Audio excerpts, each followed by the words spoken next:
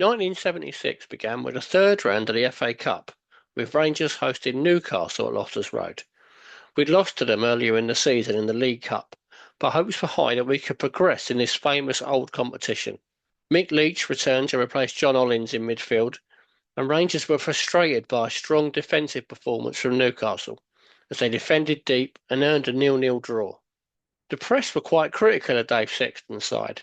Sam needed another forward, with Rangers scoring just 3 goals in 6 games, but Sexton remained convinced in his attacking options. The third round replay was played just a few days later, which Dave Thomas missed through injury, with John Hollins coming in to replace him.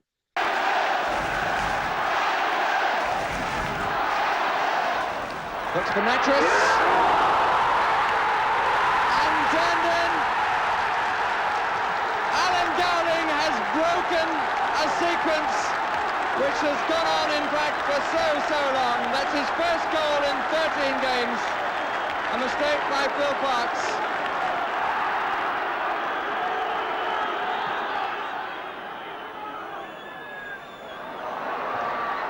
And in by Masson. John Masson, no more than a half chance, and that picture tells a story.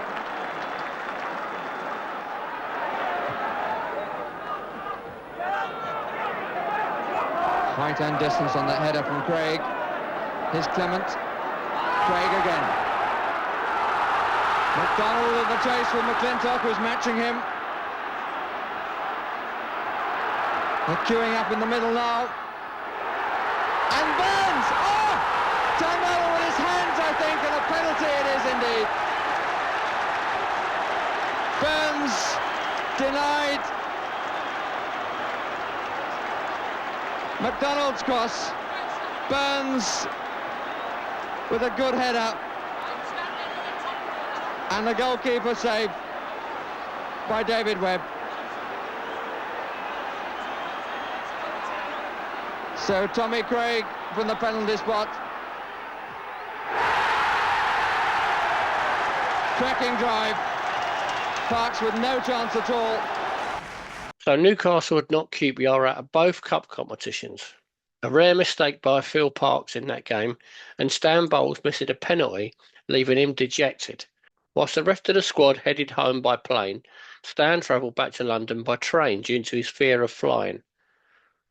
Speaking to the Daily Mirror after the game, Bowles was not in a happy mood. He said, "Whatever happens now this season, I won't forget what happened to St James's Park. Their keeper moved before I took the penalty. But what hurt most was Malcolm McDonald's attitude. When Mick Mahoney saved the penalty, McDonald came up to me and took the mickey out of me. I told him to get lost, but in stronger language. I don't like him. He's got a big mouth." The two of them would famously meet again before the season ended. It was a tough match next away at Manchester United, who sat in second place, 3 points ahead of Rangers. On a blustery afternoon, Q.P.R was still without Dave Thomas, but took the lead after just 10 minutes, after Don Masson put Don Givens through, and the former Man United man found the back of the net with a powerful drive. Things then went wrong with Stan Bowles going off injured before United got level. But here's Pearson. Hill! Brilliantly struck! And really, Phil Parkes beaten just inside his right-hand post. United built on that momentum of the equaliser, and they got the winner in the second half, with Sammy McIlroy scoring for the home side. So a 2-1 defeat, and for the first time all season we had lost back-to-back games in the league. United went top of the table as Liverpool faced a tough game at home to Ipswich. And Keegan blasts the shot, and it's in!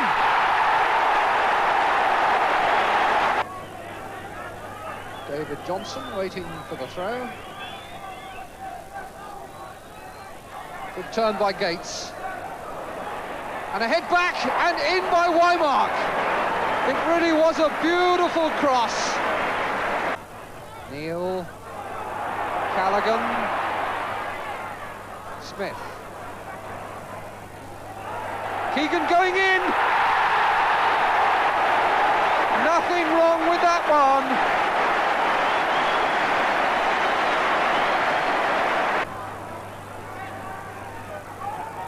Burley, chased by Keegan. Osborne now. It's Neil there with him. Still gets in his cross. Gates! Good goal!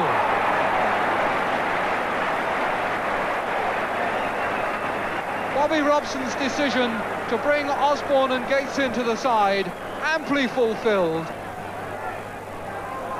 It's so much bunching at the top of the First Division. They can't afford to drop home points. Keegan. Case. Chance to shoot. And again!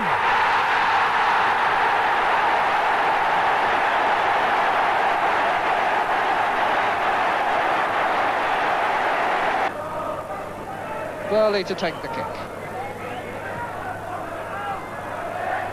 And by Beattie. Wymark is here. Well saved. And it's gone in. Wymark followed it in and makes it 3-all. Q.P.R. was still in 5th place, but now 5 points behind. And our best hope for the season now looked to be to qualify for Europe via the league, as our away form was really letting us down. Now without a win on the road since August. It was back to Loftus Road next though, with Birmingham City, who were sat just outside the relegation zone, but not in bad form, losing just one of their last 4 league games. Q.P.R. had Dave Thomas back, but were without Jerry Francis through injury. Collins is pushed wide, but he still gets the crossing, and the goalkeeper's missed it, but Masson hasn't, and Rangers take the lead. Great work from Collins. Stan Bowles, a great little ball through to Hollins. He's turned again, and Masson! It's that combination again. Hollins with the cross, and Masson rose majestically above what was left of the Birmingham defence to put Queen's Park Rangers 2 goals into the lead. Oh, it's through to Trevor Francis. And Birmingham have pulled one back. So a hard-fought win, and with Man United, Leeds and Liverpool all drawing, we cut the gap to 4 points, which, with just 2 points for a win, seemed a big gap even at that stage of the season. With Q.P.R. and West Ham both out of the FA Cup, the decision was made to move their fixture, originally scheduled for April the 26th, to January. Club Secretary Ron Phillips explained the decision, saying, "Our obvious intention is to steal a march on our Championship rivals by attempting to pocket a couple of league points, whilst others are distracted by FA Cup matters." Now, anyone watching this will know how the season eventually pans out, and how different would things have been if Q.P.R. had left the fixture where it was as a title decider in April. Well, we'll never know. But we went into this game without Jerry Francis, who was still injured, and after a row between Dave Sexton and Stan Bowles, our star man was again left out of the team following a transfer request. John Beck and Mick Leach came into the side, and on a mud bath of a pitch, Rangers struggled to impose themselves. Although we did have chances, but right on half-time, Trevor Brooking created a chance for Alan Taylor to open the scoring. It ended in a 1-0 defeat. 2 points dropped, and considering how close the league title would be, a rather disastrous decision for Q.P.R. to agree to move this fixture. We were now 4 points behind the league leaders, who all had games in hand over us. Our chances of the title were looking over. Little did anyone know, though, that Q.P.R. were about to begin a season-changing run. That began at the end of January with a trip to Aston Villa, who had lost just twice at home all season, whilst Q.P.R. was still without an away win since August. It seemed an inevitable home win, but Jerry Francis returned from injury playing up front, and Stan Bowles was left out again. It was going to be a tough, hard-fought afternoon. McClintock and John Hollins really stood out, showing their experience of a dogged performance at the back, and it was Hollins who opened the scoring on 76 minutes. Francis and Thomas played a 1-2 inside the box before hitting the post, and John Hollins followed it up to score his first Q.P.R. goal. Relief all round, and captain Jerry Francis completed the win, scoring the second goal in a valuable 2-0 win. Man United stayed top after a 3-1 win over Birmingham, with Liverpool thrashing West Ham 4-0. QPR and England captain Jerry Francis could sense that things were starting to turn in our favour, but he was desperate for his on-field relationship with Stan Bowles to be continued. Well, we had a few little problems with that hiccup. I mean, I remember Dave had a few problems with Stan Bowles, and he left him out, and I played up front for a couple of games, and I think we won 2-0 at Villa. I scored, and you know, Dave was pleased with me playing there, but you know, I wanted Stan back, and you know, because we had this rapport, this understanding that you know, probably I never had with any other player. And obviously one of my biggest regrets was we both played for England, but we never played for England together, because what we did out there telepathically would certainly have helped us play for England. So I think we had these, as you say, these little periods which all teams go through, where for one reason or another it's not quite going right, and maybe you try and change the team a little bit. But you know, I was quite close to Dave, and obviously, you know, spoke to him a lot as captain, and you know, really felt that, you know, Stan playing up front was the catalyst of the team, made things happen, and I benefited from that as well, playing obviously deeper, which is where I like to play. There was then a break from the league as we faced Red Star Belgrade in a testimonial match for Mick Leach, marking his 12 years at the club. It was a chance for Stan Bowles to get back in the team, and it was obvious straight away that he still had a lot to give. Bowles had a hand in the first 2 goals, as Don Masson gave QPR the lead before Francis added a second. Further goals from Dave Thomas and a second from the penalty spot for Francis capped an impressive night for Dave Sexton's side against a team full of international players who were on their winter break. It was perhaps an odd time to play this kind of game, but it seemed to work for QPR. We were starting to gain momentum, and Stan Bowles was now back in the first team picture. We faced Wolves next at Loftus Road, who were sat just outside the relegation places. Frank McClintock was missing for injury, but Stan Bowles returned to the QPR team after sorting out his latest issues with the club, and it was a good afternoon's work for the team. We got off to a great start, scoring twice in the opening 20 minutes, thanks to goals from Don Givens and Dave Thomas. Wolves pulled one back through Bobby Gould, but our 2-goal cushion was soon restored, thanks to Jerry Francis just after half-time. Bobby Gould got a second goal for Wolves to make it a nervy finish, but Rangers were playing some brilliant football in that second half, carving Wolves open, creating chance after chance, before Don Givens added a second for himself and a 4th goal of the afternoon for QPR. Talk of the title had virtually gone now, but this win elevated Rangers back up to 3rd place after Derby lost a 7-goal thriller at Newcastle. Man United dropped a point at Coventry, but Liverpool maintained their lead at the top, beating Leeds 2-0. Now, Valentine's Day should have seen the top 2 face each other, but due to Man United being in the FA Cup, the game was played a few days later, giving us a chance to put pressure on the top 2.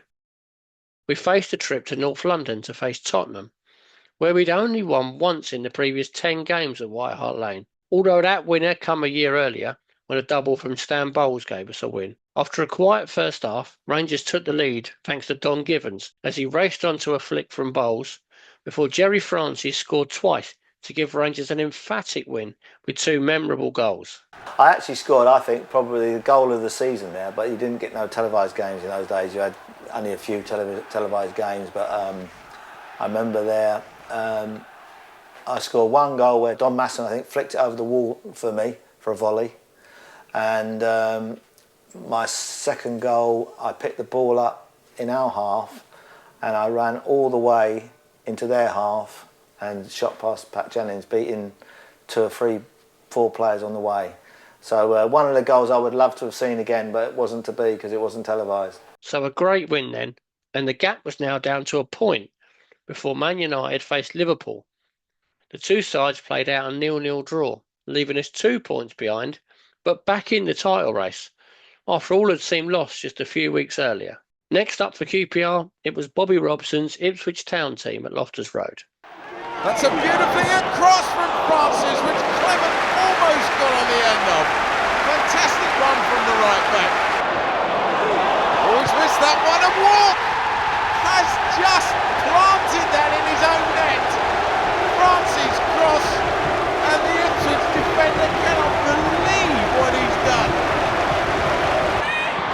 Oh, it's troubling for Rangers. Rangers, and Lambert with a wonderful flick just inside the 6-yard box has put Ipswich level spectacularly and dramatically in this game.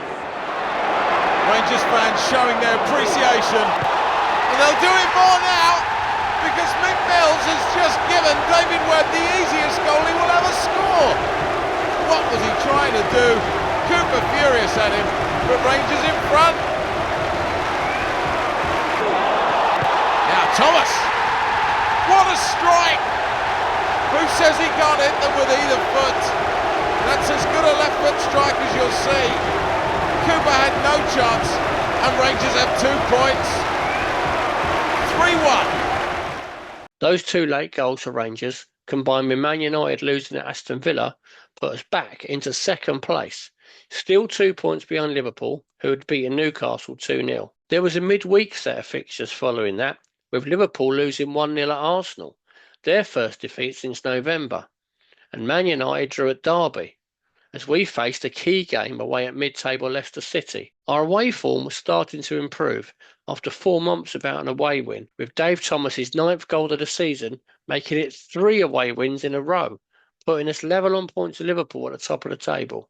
We ended the month with a trip to bottom of the table Sheffield United, who had just 1 win in the last 24 matches and were heading towards an inevitable relegation.